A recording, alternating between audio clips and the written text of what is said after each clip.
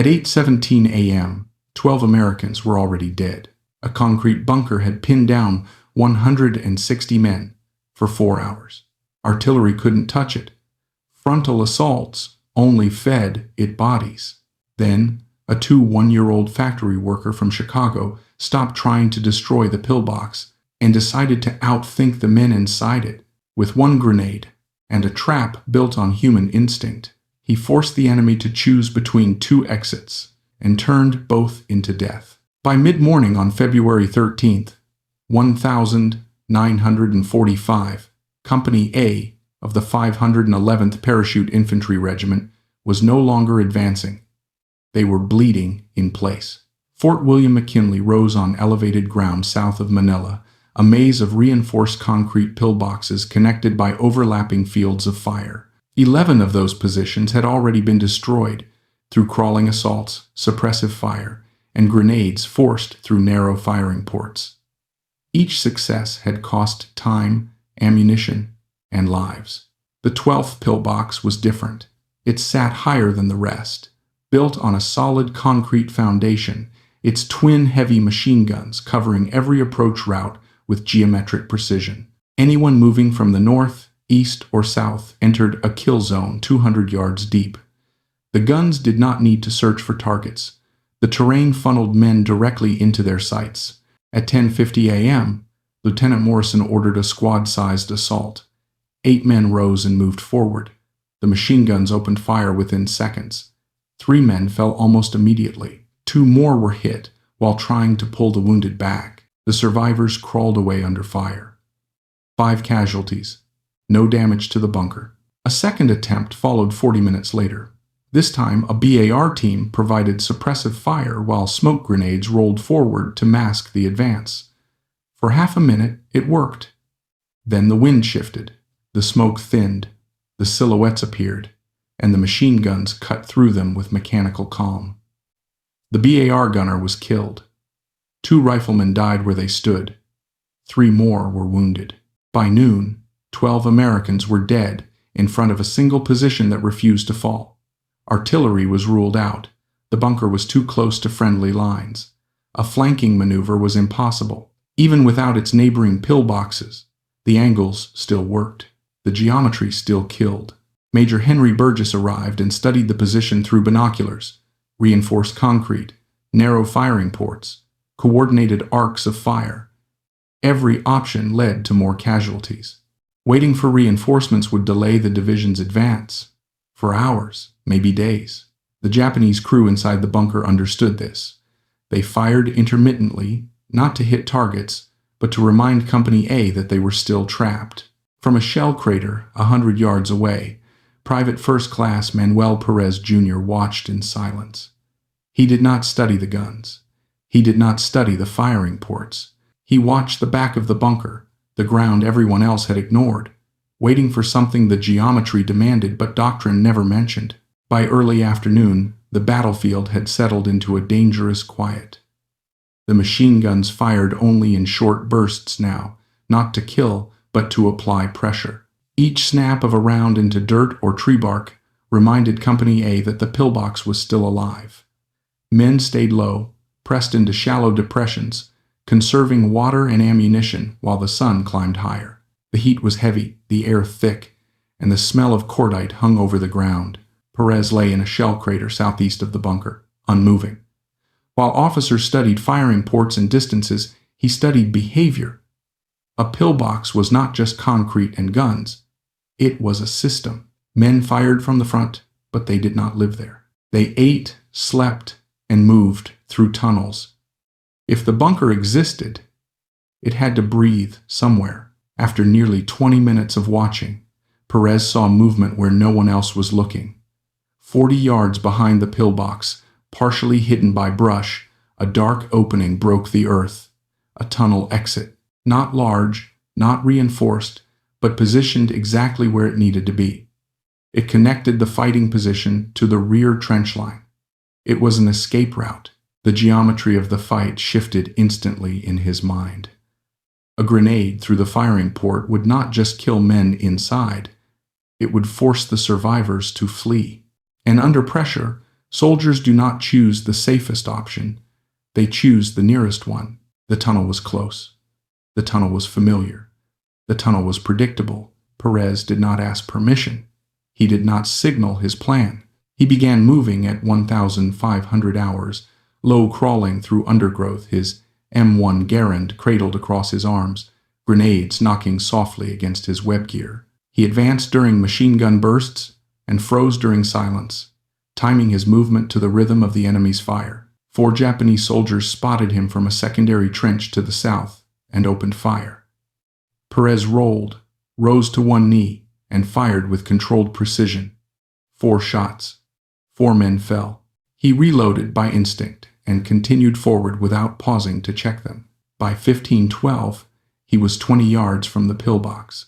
He could hear voices inside, sharp and urgent. He selected a grenade, pulled the pin, held the safety lever, and counted. At 1,517, he threw it through the firing port. The sound inside changed instantly. Shouts, movement, panic. The explosion came seconds later, amplified by concrete, turning the interior into a pressure chamber of steel fragments and overpressure. Perez did not wait to see the result. He was already moving, sprinting in a wide arc toward the tunnel exit, racing the men inside to the place he knew they would choose. Perez hit the ground near the tunnel exit seconds after the grenade detonated. He lay prone, rifle shouldered, muzzle fixed on the dark opening in the earth. He did not rush. He did not adjust his position. He waited. Inside the tunnel, boots pounded against packed dirt. Men were running, not coordinating, not communicating, driven by instinct and fear. The grenade had done its real work before it ever exploded.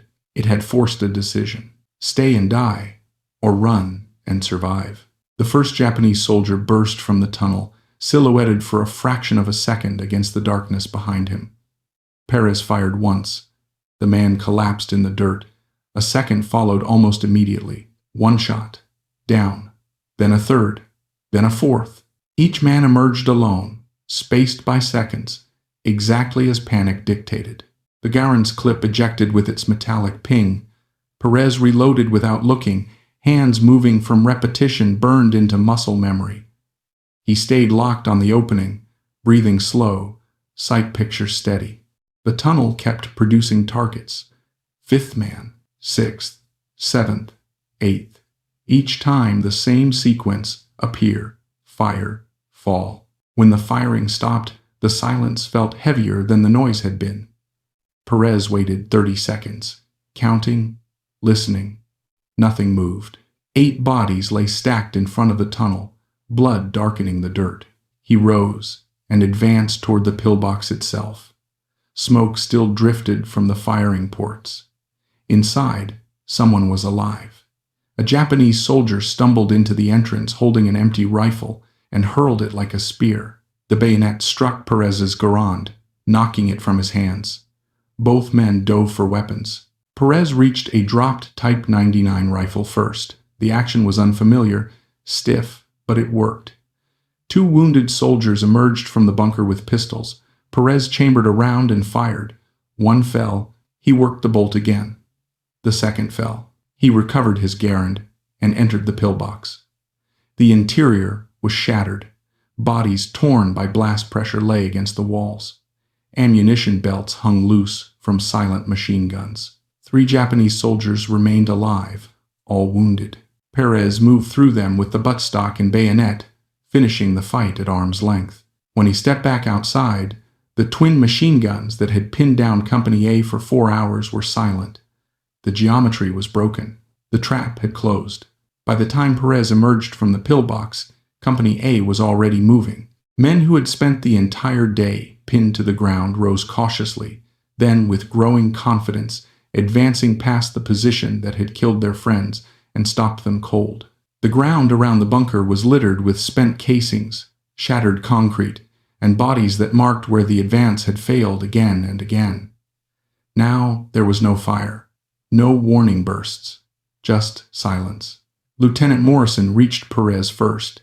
He entered the bunker, counted the dead inside, then walked back to the tunnel exit and counted again. 10 bodies in the pillbox. 8 at the tunnel.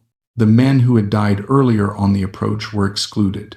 The final tally for the position stood at 18 confirmed kills. 1 soldier, 4 minutes, a single grenade, and a plan. Major Burgess arrived shortly after. He questioned Perez carefully, step by step, tracing the route of his approach, the grenade throw, the sprint to the tunnel, the kill zone he had created without orders or coordination. Burgess wrote everything down. He understood what had happened. This was not reckless bravery. It was applied logic under fire. By 1645 hours, Fort McKinley's perimeter was secured. The division advanced through the breach at 1,730. The next objective, Nichols Field, fell within 6 hours. What had been projected as a 3-day operation collapsed into a single afternoon. The cost in American lives stopped climbing the moment those machine guns went quiet. The paperwork did not keep pace with the result. A Silver Star recommendation was drafted and rejected. The quota had been filled. Burgess ignored the refusal. He escalated the action directly to a Medal of Honor citation, returning to the battlefield himself to measure distances, photograph positions, and gather sworn statements. He treated the fight the way Perez had treated the pillbox. Methodically, precisely, without accepting the first answer. Perez never knew any of this. He was reassigned to point on patrols, the most dangerous position, the place given to soldiers who had proven they could think under pressure. 29 days later, a single rifle shot from a sniper hidden high in a palm tree ended his war. He was 22 years old. What remained was not just a destroyed bunker, but a lesson written into the ground at Fort McKinley. Firepower had failed. Courage alone had failed. The problem had only been solved when someone stopped trying to overpower the enemy and instead predicted what they would do next and built a mechanism that made every choice lethal. The men of Company A did not hold a ceremony when they passed the pillbox. They did not stop to mark the spot or speak his name. They kept moving, because in war, silence is the signal that matters. The silence meant they were alive. It meant the geometry that had been killing them all day was gone. 15 days after the fight, the Medal of Honor was approved. It moved faster than most paperwork in wartime because the evidence was undeniable. Measurements, maps, witness statements, photographs. Every step of Perez's movement had been reconstructed. Not to glorify him, but to prove that what he had done was real. The medal would never reach him. On March 14th, 1945, Perez walked point on a patrol near Santa Tomas. A Japanese sniper waited high in a coconut palm. One shot. Perez fell where he stood. No warning. No chance to react. The same logic he had used against the bunker was used against him. The first man dies first. A year later, his father received the medal on a bridge between two countries. American officers stood beside Mexican dignitaries. The citation was read aloud. 18 enemy soldiers killed while neutralizing a fortified position. The language was formal, restrained, incapable of capturing what had really happened in 4 minutes of decision-making under fire. What the citation did not say was that 160 men walked through that breach because one soldier understood something simple and brutal. Under pressure, humans do not act creatively. They act predictably. They run toward what feels familiar. Perez did not fight the bunker. He fought the behavior of the men inside it. The pillbox had been designed to stop courage. It was never designed to defeat a trap. The grenade was not the weapon. The tunnel was not the target. The real weapon was foresight applied without hesitation. Perez did not change the war. He changed an afternoon. But that afternoon determined who lived to see the next day. The men who walked past that silent bunker carried the proof with them, not in medals or speeches, but in the absence of gunfire. That is what his 4 minutes bought. Not glory, not survival, movement. Wars are usually remembered for massive offensives and famous generals. But most lives are decided in small places, by single decisions, made under pressure, with no audience. Fort McKinley was one of those places. A concrete bunker built to kill dozens was defeated not by superior firepower, but by a man who understood how fear moves people. Manuel Perez Jr. didn't overwhelm the enemy. He guided them. He forced them into a choice where every path ended the same way. 29 days later, the war took him the same way it takes so many others, quietly, without warning. A single shot from someone who had also learned where to wait and when to fire. What remains is not the medal, the schools, or the plaques. It is the moment when the guns went silent and 160 men stood up and walked forward instead of dying where they lay. The story of Manuel Perez Jr. is often told as an act of extraordinary courage, but courage alone does not explain what happened at Fort McKinley. Courage had already been spent that day. 12 men had charged that bunker with courage and never stood up again. Courage had crawled forward under machine gun fire, thrown grenades, dragged wounded men back through dirt and blood, and still the pillbox remained. What stopped the killing was not bravery, it was understanding. Perez did not see the bunker as an object to be destroyed. He saw it as a system operated by people. Concrete, steel, and guns only mattered because men were inside them, making decisions under pressure. Every defensive structure assumes one thing about human behavior: that attackers will try to break in from the front and defenders will hold their ground. Perez broke that assumption. He realized that no matter how disciplined soldiers are, fear compresses time and options. When a grenade lands at your feet, doctrine disappears.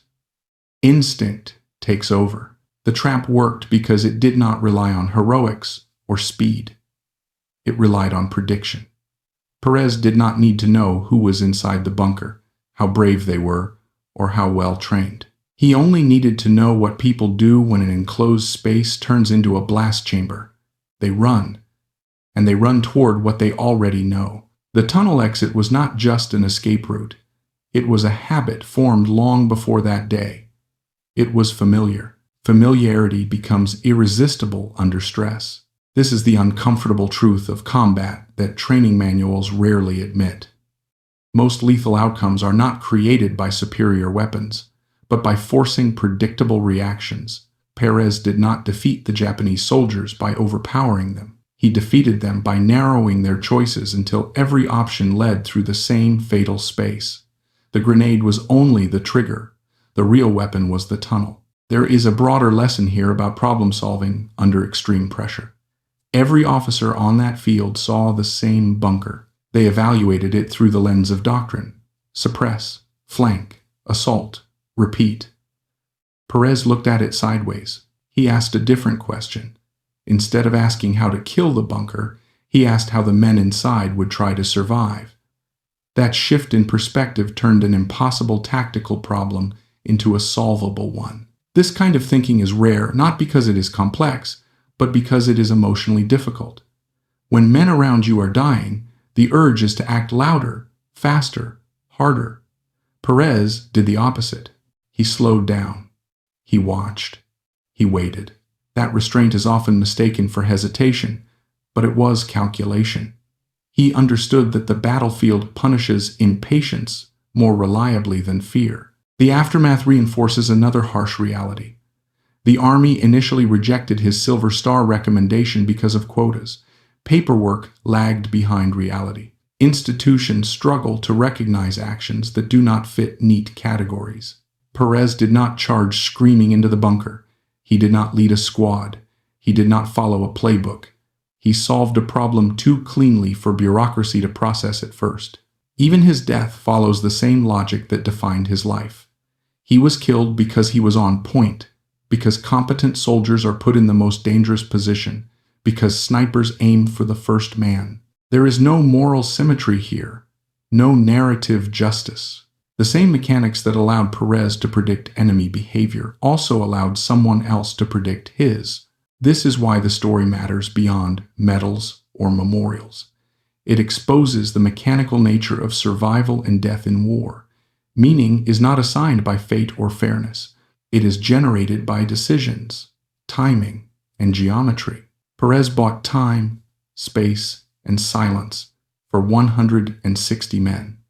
He did not change the war, but he changed who lived through that afternoon. That is how wars are actually decided, not by grand strategy alone, but by small moments where someone understands the system better than the people trapped inside it. The lesson is not that everyone should act like Perez. Very few situations allow for that kind of solution. The lesson is that problems that seem unsolvable often remain so because they are approached from the wrong angle. Perez did not add force. He removed assumptions. He recognized that fear creates funnels, and funnels can be weaponized. In the end, Fort McKinley did not fall because of superior American firepower. It fell because one man understood that under pressure, human behavior becomes predictable. And predictability, once mapped, can be turned into certainty. That is what 4 minutes of thinking bought. Not heroism in the abstract, but silence where there should have been more gunfire. And in war, silence is the clearest proof that something went right. There is another layer to Perez's action that is easy to miss if the focus stays on numbers and medals. What he demonstrated at Fort McKinley was not improvisation born of luck. It was the result of internalized discipline. His movements, reloads, timing, and restraint were not instinctive in the romantic sense. They were trained responses, executed deliberately. The freedom to think creatively in combat only exists when fundamentals are automatic. Perez could afford to observe because he trusted his body to perform under fire. The low crawl, the timing between bursts, the controlled shots against the 4 soldiers in the secondary trench, all of it points to a man who was not overwhelmed by the environment. This matters because true problem-solving under pressure does not come from inspiration. It comes from capacity. Without mastery of basics, creativity collapses into panic. This is a lesson that extends far beyond the battlefield. Systems fail when people confront problems that exceed their training. Perez did not rise to the occasion. He fell back on preparation so deeply ingrained that it freed his mind to see the situation clearly. Most people, in war or peace, are trapped by the immediate surface of a problem. They react to what is loud, visible, and urgent. Perez reacted to what was inevitable. The bunker was inevitable. The tunnel was inevitable. The human response was inevitable. Once those elements were recognized, the outcome became almost mechanical. That is, the uncomfortable part of the story. The killing was not chaotic. It was structured. Each man who exited the tunnel was not making an independent decision. He was following the same psychological path carved by stress, training, and fear. Perez did not need to hate them. He only needed to understand them. This strips war of its myths. It shows that survival often depends less on moral strength than on analytical clarity. That idea unsettles people because it suggests that outcomes are not always earned through virtue. They are often earned through positioning. The men inside the pillbox were not inferior fighters. They were trapped in a system that offered them no good choices. Perez did not outfight them. He outpositioned them. There is also a sobering lesson in how quickly such mastery is consumed by war itself. 29 days after his defining action, Perez was dead.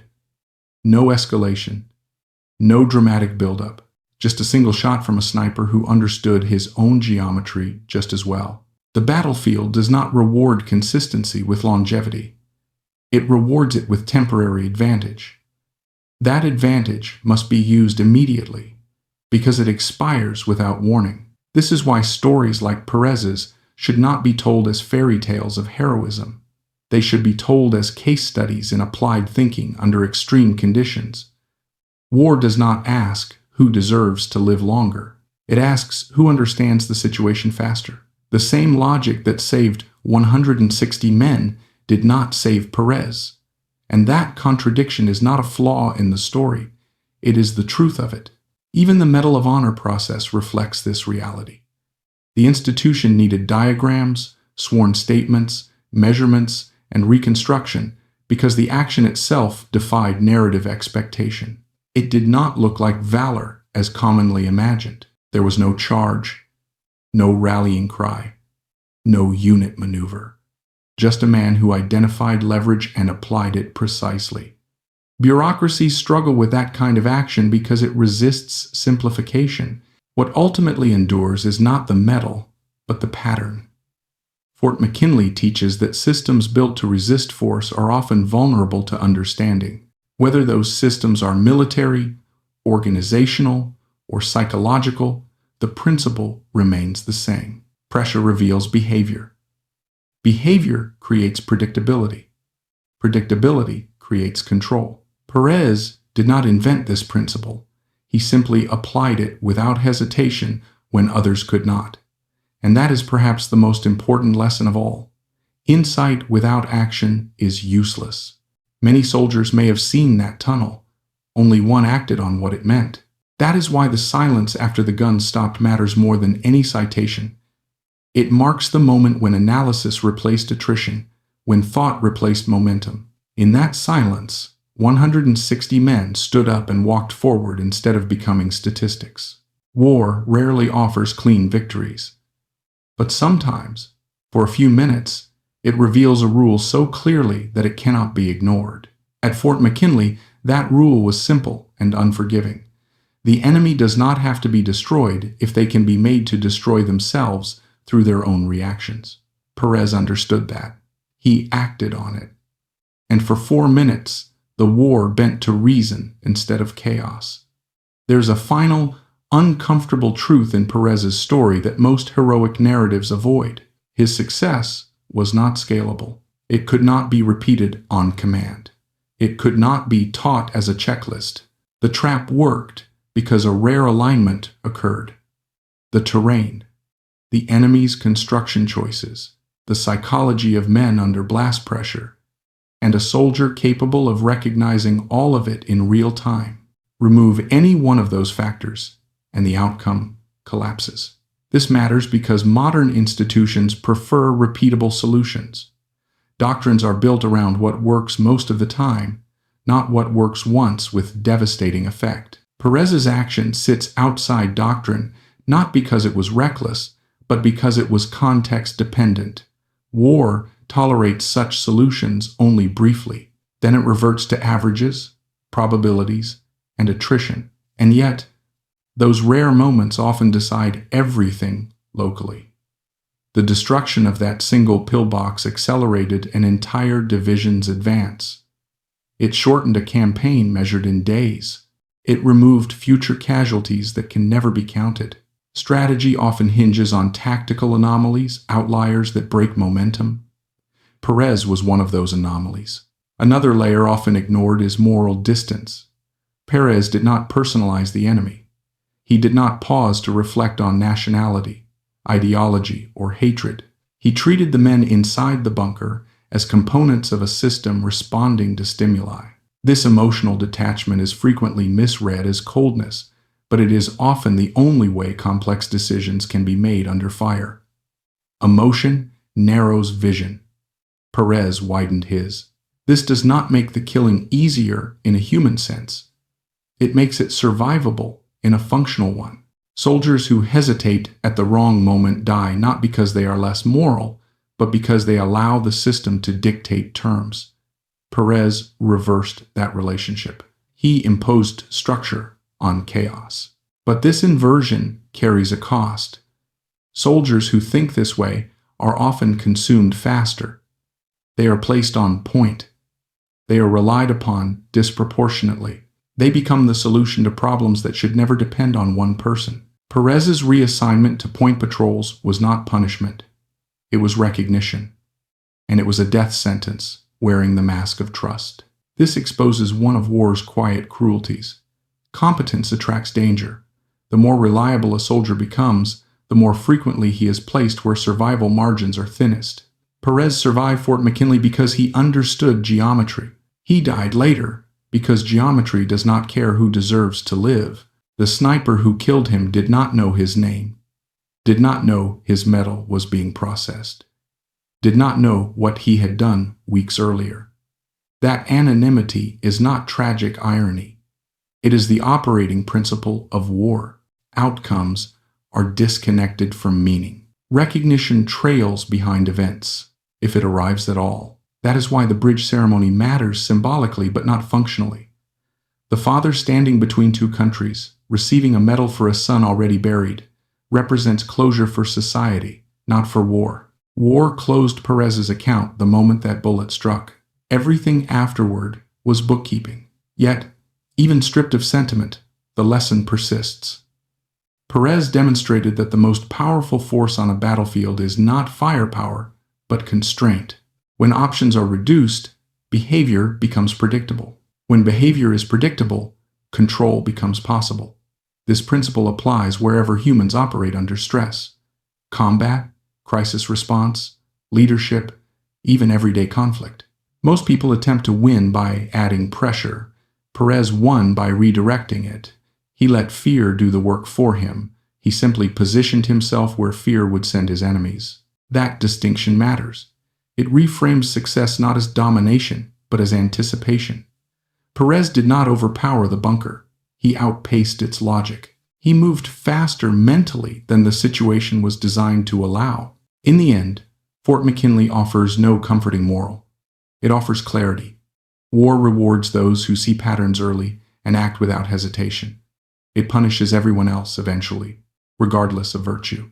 Perez's 4 minutes did not make him immortal. They made him effective. And effectiveness, not longevity, is the true currency of war. The silence that followed the bunker's fall was temporary. The war resumed its noise elsewhere. But for those men who walked through that breach, silence was enough. That is the final lesson. In a system built to consume lives, sometimes the highest achievement is not survival, but interruption. If there is any enduring value in Perez's action, it lies in how it exposes the difference between initiative and impulse. Many soldiers act quickly. Few act deliberately. Impulse responds to danger as it appears. Initiative anticipates danger before it fully reveals itself. Perez did not wait for another failed assault or another order. He recognized that time itself was the enemy. Every minute the bunker remained active meant more men would die trying to solve the problem the wrong way. This is where his decision becomes truly rare. Acting without orders in combat is usually punished, not rewarded. Armies are built on control because uncontrolled action multiplies risk. Perez crossed that line knowingly. He did so not out of defiance, but because he understood that the existing structure had reached its limit.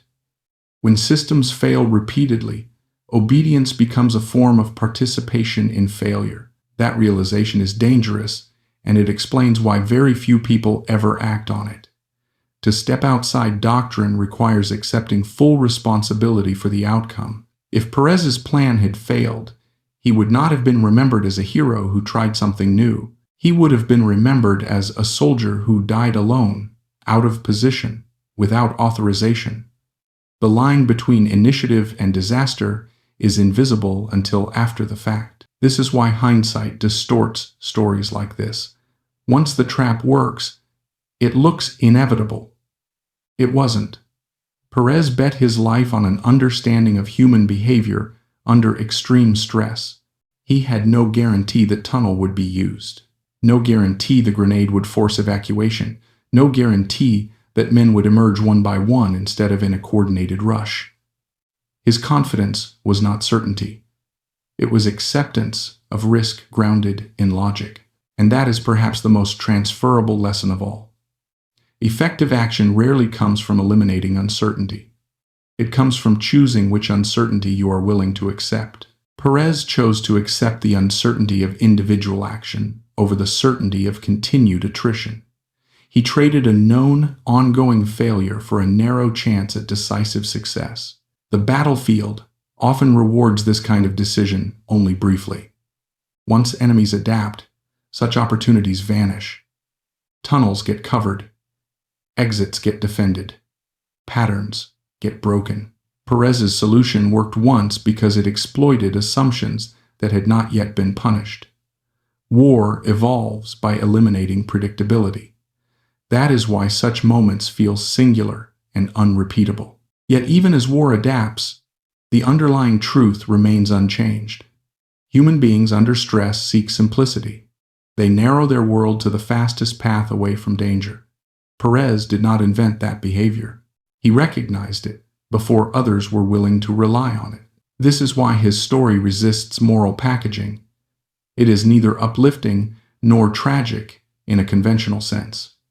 It is instructional. It shows how clarity can exist inside chaos, how logic can survive fear, and how decisive outcomes often come from removing options rather than creating them. Perez did not leave behind a doctrine, he left behind a pattern.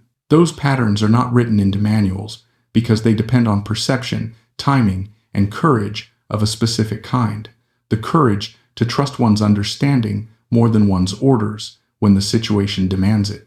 In the end, war took Perez the same way it takes most soldiers, impersonally, efficiently, without ceremony. That does not negate what he did.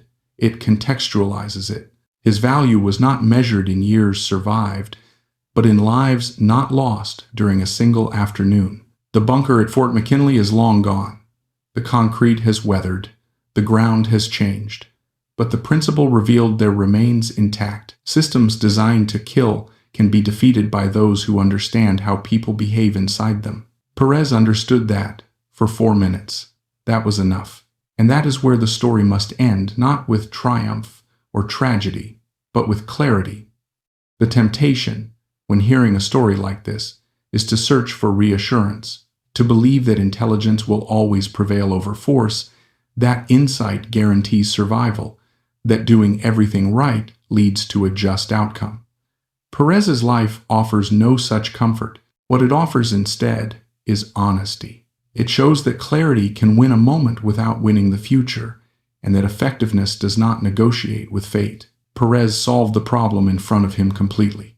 There was nothing left undone at Fort McKinley. No loose ends, no half measures, and still, the war reclaimed him weeks later without hesitation. This is not contradiction. It is consistency. War does not reward people. It consumes situations. That is why the value of his action must be measured precisely, not sentimentally. He did not create safety. He created a window, a brief interruption in a system designed to produce casualties, one opening where movement replaced stagnation, where men advanced instead of dying in place. That is as much as any individual can ever truly buy in war. Understanding this prevents the story from becoming myth.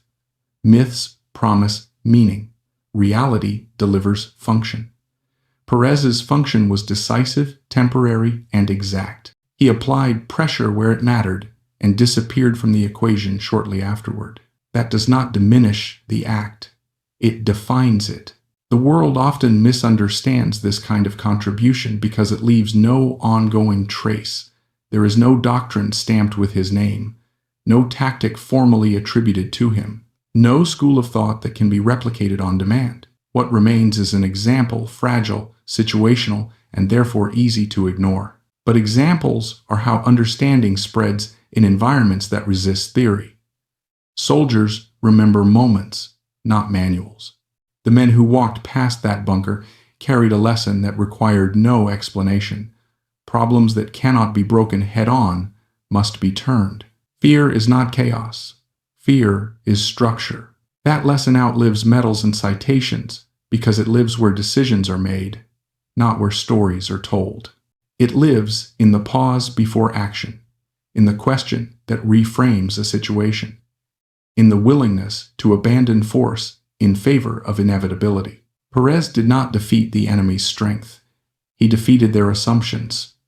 He did not fight faster. He thought earlier. And that distinction is the difference between attrition and resolution. Perez's legacy is therefore not inspirational in the usual sense. It is instructional. It teaches that even inside systems built to erase individuality, a single moment of understanding can still matter.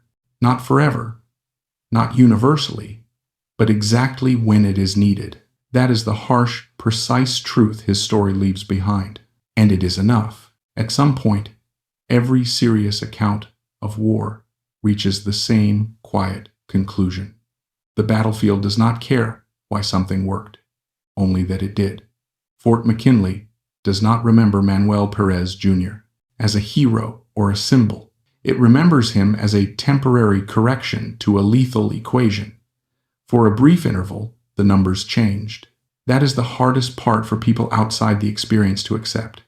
We want actions to echo. We want meaning to accumulate. War resists both. It reduces everything to immediate effect. Perez's effect was clean, decisive, and bounded in time. When that time ended, the system resumed its original function elsewhere. Yet within that limitation lies the true value of his story. It shows that even in environments governed by overwhelming force, there are moments where perception outruns momentum. Moments where understanding arrives just early enough to matter. These moments are rare not because they require genius, but because they demand a willingness to abandon familiar solutions when they stop working. Most people cling to failing methods longer than they should. They escalate effort instead of reassessing direction. Perez did the opposite. He recognized that the problem was not insufficient aggression, but incorrect framing. The bunker was not winning because it was strong. It was winning because it was being engaged on its own terms. That insight applies far beyond combat. Systems that appear unbeatable often depend on predictable responses. Once those responses change, strength becomes irrelevant. Perez did not attack power. He attacked dependency on the tunnel, on habit, on fear-driven escape. What followed was not chaos, but order. Every man who exited that tunnel behaved exactly as expected. The violence was terrible, but it was not random. It was structured by human limitation. That recognition is unsettling, but it is also clarifying. It removes illusion from the equation. By the time historians reconstruct these moments, the danger has already passed. They can analyze calmly, draw diagrams, extract principles. Perez had none of that distance. He acted inside the problem, accepting that clarity does not guarantee survival, only relevance. That distinction matters. Survival is personal. Relevance is situational. Perez achieved the latter perfectly. The former was never promised. In the end, Fort McKinley offers no redemption arc. It offers a case study in how wars are actually moved forward, not by speeches or ideals, but by interruptions. Brief disruptions where someone sees the structure beneath the noise and acts before it reasserts itself. Those disruptions are fragile. They cannot be planned for. They cannot be mass-produced. But when they occur, they decide who walks away and who does not. Perez created one such disruption, 4 minutes long, precise, final. After that, the war continued as wars always do. That is not tragedy. That is accuracy. Perhaps the most sobering realization in all of this is how ordinary the moment was when it ended. There was no sense that history had shifted, no immediate recognition that something exceptional had occurred.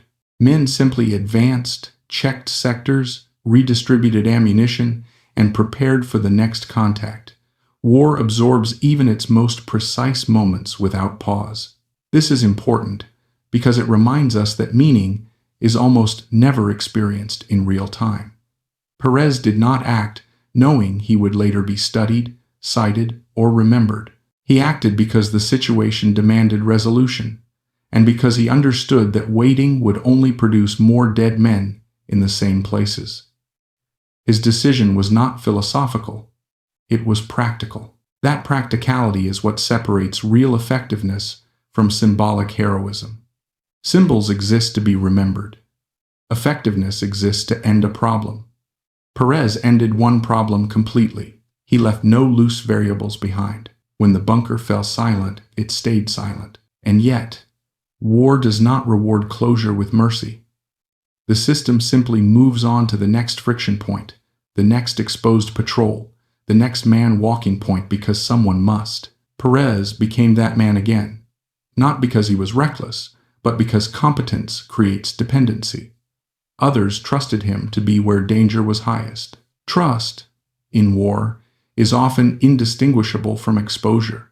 There is no lesson here about fairness. There is only a lesson about reality. Wars are not narratives with arcs. They are sequences of problems. Some are solved well, some are solved badly. Most are solved with unnecessary cost. Perez's action stands out because it solved a problem cleanly, without spillover, without escalation, without prolongation. That cleanliness is rare. It is also fleeting. Systems correct themselves quickly. Opportunities close. Terrain changes. Enemies learn. The window that Perez exploited existed only once. That does not make it less valuable.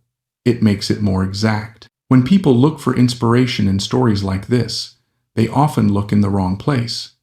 The inspiration is not in the violence, the kill count, or the metal. It is in the discipline to pause when everyone else is rushing, to observe when others are reacting, and to act only when understanding has reached a threshold where hesitation becomes the greater risk.